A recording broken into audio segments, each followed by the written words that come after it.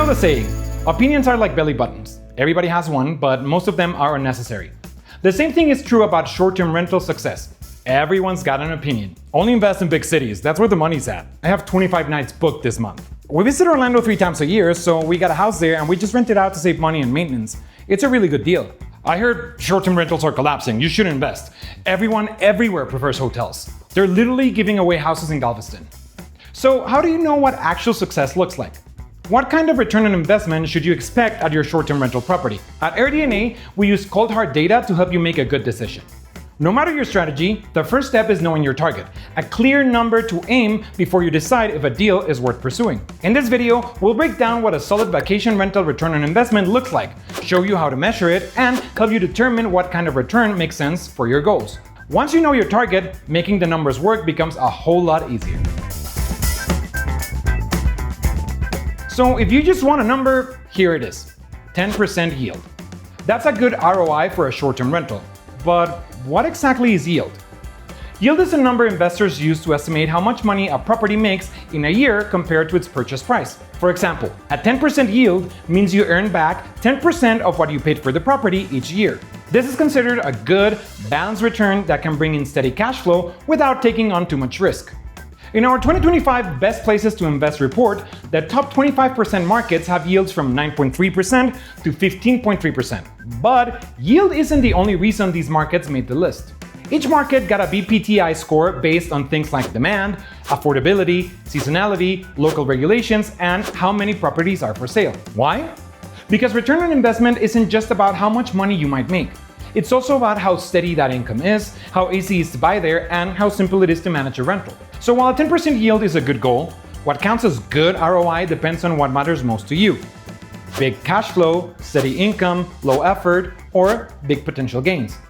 Once you know what you want, it's easier to decide what good really means for you. Like any kind of investing, you need to decide how much risk you're willing to take in. High-yield markets like big touristy cities might promise big returns between 14 and 15%. But consider, is demand seasonal? Are regulations stable? Will you need to manage the property yourself? Now, compare this to a market with a lower yield at around 9 to 10%, but with consistent demand and supportive local policies. For instance, Peoria, Illinois offers the highest yields in the country, 15.3%. However, it has a low average revenue and rising competition that hints at a current strong return that might become less predictable over time. In contrast, St. Petersburg, Florida, with a yield of 9.4%, provides steadier returns with fewer surprises appealing to those seeking stability. Your property's location significantly affects ROI.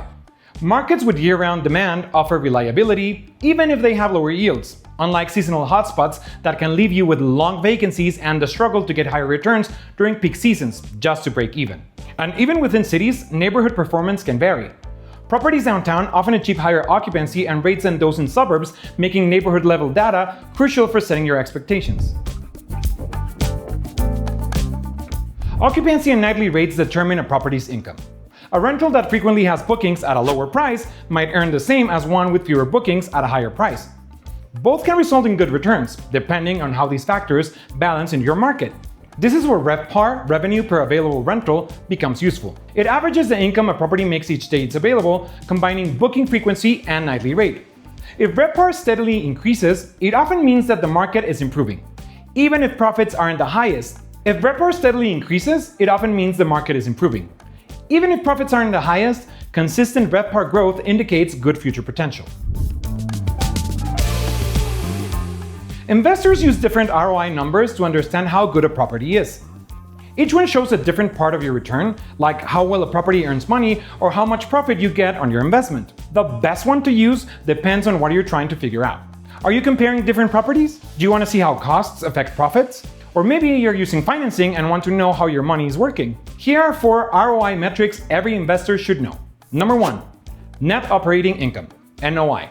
This shows how much money your property makes after paying for operating costs, like cleaning, maintenance, taxes, and insurance. It doesn't include mortgage payments. For example, if your rental earns $50,000 a year and costs $20,000 to run, your NOI is $30,000.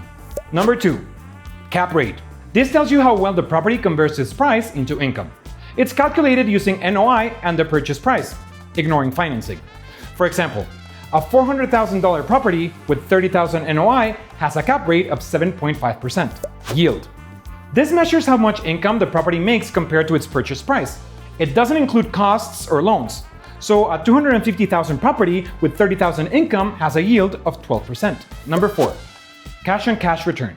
This shows how much your actual cash investment earns each year, after expenses and mortgage payments. It's best if you finance the property.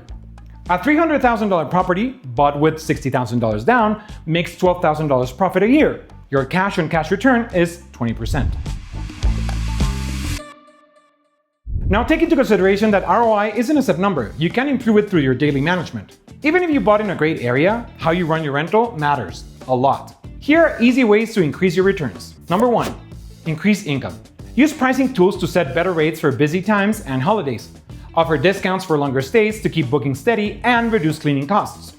And improve your listings with better photos and descriptions to attract more guests. Number 2, cut costs. Automate tasks like messaging and scheduling with tools like Uplisting. Shop around for utility and insurance services to save money. And do regular maintenance to prevent expensive repairs later. Number 3, get more bookings. Lower minimum stay requirements during slow times. Use calendar tools to open up orphan nights and fill gaps. And don't forget to watch competitors' prices to stay competitive. Number 4, improve guest experience. Provide thoughtful amenities and quick communication. And remember, smooth check-ins lead to better reviews, higher rankings, and more bookings. By focusing on these areas, you can actively grow your rental income and improve your ROI. Stop listening to all that random advice on what makes a short-term rental successful. Instead, use data and insights to make the smartest decisions. And keep in mind that your return on investment isn't just about the initial cost, it's an ongoing process. Real success comes from actively managing your rental, using data-driven pricing, enhancing your listing, cutting costs, and optimizing occupancy. If you found this video helpful, give it a thumbs up and subscribe for more guides on maximizing your short-term rental potential. We know it can be a complicated topic, so if you have any questions, let us know in the comments below. We love hearing from you. Thanks for watching and happy hosting. See you next time.